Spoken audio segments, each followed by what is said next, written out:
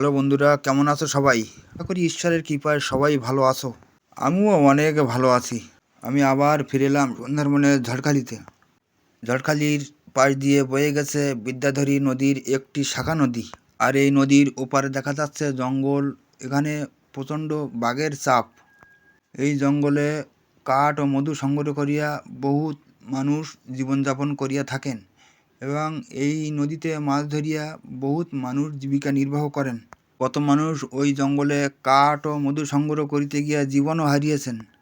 আর এই সামনে দেখা যাচ্ছে ঝড়খালির ফেরিঘাট। এখানে সমস্ত ট্যুরিস্ট বোট এখানে থাকে।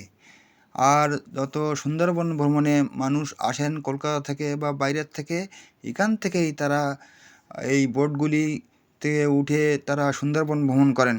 আমি অল্প সময়ের ভিতর দিয়ে এই ভিডিওটি করে দেখালাম।